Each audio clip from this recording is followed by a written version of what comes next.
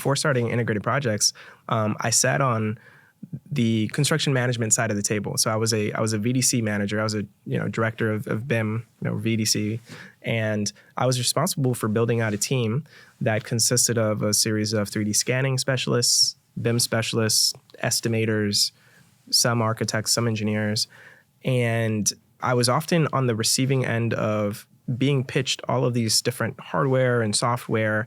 And I had to make a decision as like what my department should use. And I sympathize with a lot of VDC managers because I know exactly what they mean. They're often relegated to a specific department within a construction or architecture company, right? And they're seen as like the computer folks, right? Or the BIM guys and girls. I think that future architectural engineering construction companies should not see the BIM or VDC department as an ancillary support department, but literally the core of the organization. Another thing too is that there has to be a healthy balance between software and having the right service provider partners.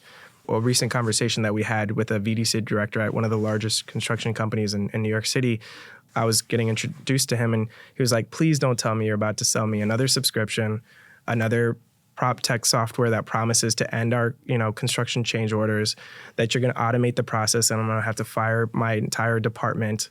And I think that his frustration and fatigue of being promised the world in software.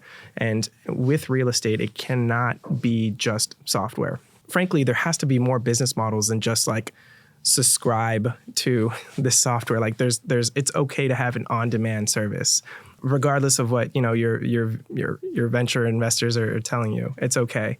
In fact, many of them will appreciate you for that. Construction and engineering, architecture, they're at the mercy of their next project, right? And so an on-demand service makes a lot of sense. Sometimes these companies have 10 projects a year. Sometimes they have 50 a year. And so having a business model that aligns with what they actually need versus forcing antiquated subscription models actually makes a lot of sense. And they appreciate you more for it. For that, so that gentleman that I was referring to breathed a kind of sigh of relief when I told him, well, we're serviced first and foremost. We're a line item that you're already paying for. And we just happen to be, more efficient, more affordable, faster. And what your team is already doing, we're essentially kind of expanding your capabilities. The point is it needs to be, his frustration is kind of reflective of this overall kind of SaaS fatigue in, prop tech and the real estate industry.